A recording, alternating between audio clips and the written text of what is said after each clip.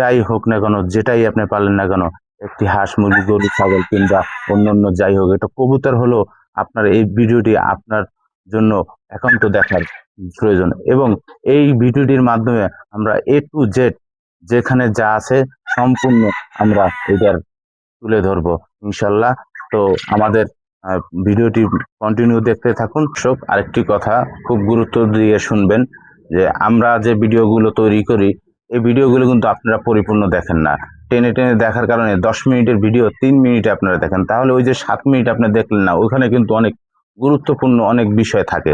যেহেতু ওইগুলো আপনি অ্যাভয়েড করে চলে যান, সেজন্য কিন্তু পরবর্তীতে বলেন ভাই আপনার চিকিৎসা বা আপনার ধারণাটা তো ভুল, এভাবে হয় না। কিন্তু আসলে আপনার যদি পরিপূর্ণ জিনিসটা বুঝতে হয়, পরিপূর্ণ ভিডিওটা কিন্তু না টেনে দেখতে হবে। আরেক দর্শক, আমাদের পোষা পাখি, হাঁস, মুরগি, গরু, ছাগলের জন্য প্রধান যে সমস্যাটা দেখি আমরা, অ্যাভেলেবেল যে সমস্যাগুলো আমরা দেখে থাকি, সেই সমস্যা হলো গিয়া ঠান্ডা জনিত, সর্দি জনিত, নাক দিয়ে পানি পড়ে, এক এক জায়গায় যাইয়া বসে থাকে, খাবার খায় না।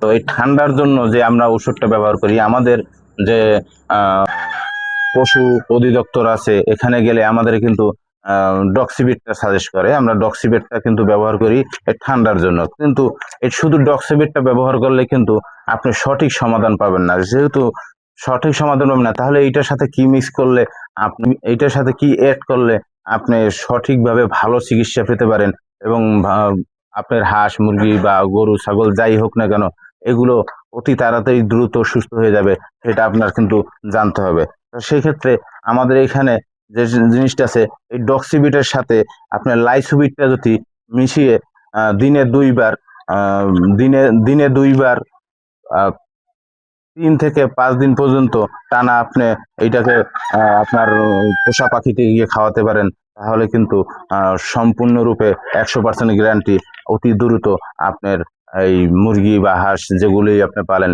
এগুলো সুস্থ হয়ে যাবে। তো দর্শক, শোয়ানো মুরগিও ওইটা দৌড়াবে। তো আপনারা এটা চেষ্টা করে দেখতে পারেন। তো তারপরও আমি এটা আমার অভিজ্ঞতা থেকে বললাম।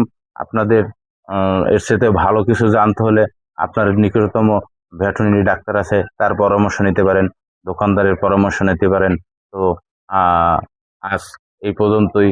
ভালো থাকবেন, সুস্থ থাকবেন। নতুন হলে চ্যানেলটিকে সাবস্ক্রাইব করে দিবেন। ধন্যবাদ।